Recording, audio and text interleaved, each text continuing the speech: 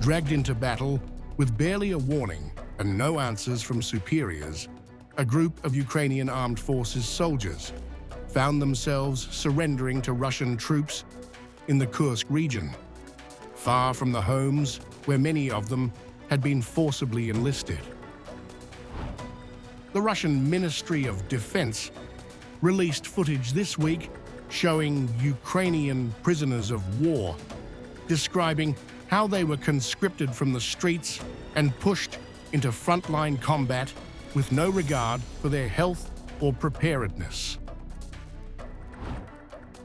One soldier, Ivan Prokopeshin, recounted that he was detained outside his home and taken to the military enlistment office under the pretext of updating his records. Despite medical issues, he was declared fit for combat. Prokopeshin suffered burns during a battle after a fire broke out in a barn. When his group encountered Russian forces in a destroyed house, they dropped their weapons and surrendered. We were caught on the street, right next to the house. We were taken to the military commissariat to check and update the data. They didn't pay attention to the disease. They wrote everything down. After the battle, there was a fire in the shed, and the forest was really burned down. We saw Russian soldiers who were in one of the destroyed houses. We put our weapons down and surrendered. We were treated well. They really helped us because the forest was really burned down. They gave us cream to put on our wounds. They gave us tea. They gave us food. Another prisoner detailed how command units positioned behind the front lines forbade any retreat, effectively condemning the forward troops to die in place. According to the Russian Ministry of Defense, soldiers who surrendered were provided first aid and humane treatment. Ukraine's increasingly desperate strategy on the front lines involves deploying poorly trained and ill-equipped conscripts into what are often referred to as meat assaults, frontal attacks with little strategic value and high casualties. Facing such grim prospects, many Ukrainian soldiers, including career officers, are either fleeing the battlefield or surrendering to Russian forces to avoid certain death. Vyacheslav Pogibenko, another captured soldier, offered a glimpse into the confusion within the Ukrainian ranks. At a meeting, he was told they would follow the 80th and 82nd Assault Brigades to the Suja Ring Road. When he asked for clarification, the battalion commander simply replied, "I don't know." I was at a meeting of my kind, and we were told that we are going to take positions on the Sumskaya Road behind the 80th and 82nd Assault Brigade. The only question I asked was, what's next? Why there, and what's next? What didn't the battalion commander answer me? Then I saw the battalion commander for the second time in my life.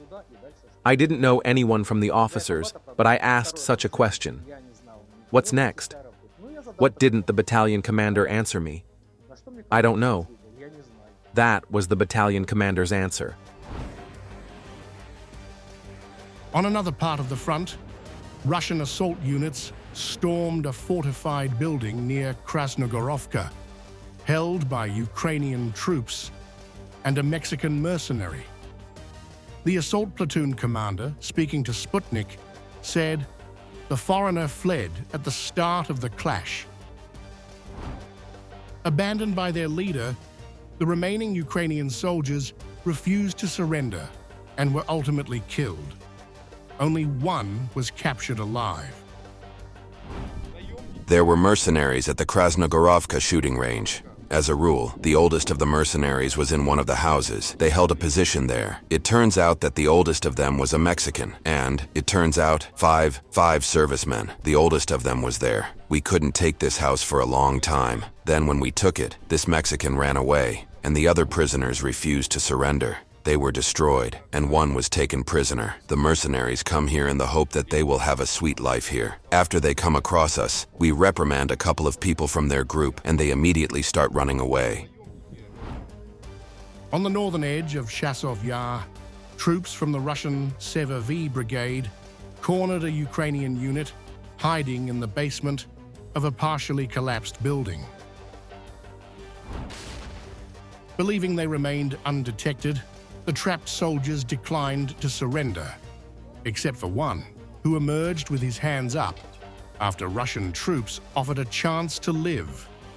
Minutes later, an FPV drone strike obliterated the structure. Amid these frontline tragedies, Ukraine's coordination headquarters for the treatment of POWs announced the repatriation of 909 soldiers' bodies on April 18th. The bodies were recovered from battle zones including Kurakov, Pokrovsk, Bakhmut, Vuhledar, Luhansk, Zaporizhia, Sumy, and Kharkiv, as well as from morgues in Russian-held territories. The operation was carried out with the help of the Security Service of Ukraine, SBU, Interior Ministry, and Ombudsman's Office. Ukrainian authorities thanked the International Committee of the Red Cross for its assistance in the operation, emphasizing that the fallen deserved dignified burials as mandated under the Geneva Conventions. For those left alive and trapped by failing logistics, unclear orders, and lack of leadership, surrender no longer signals betrayal. It is a final, desperate plea to survive.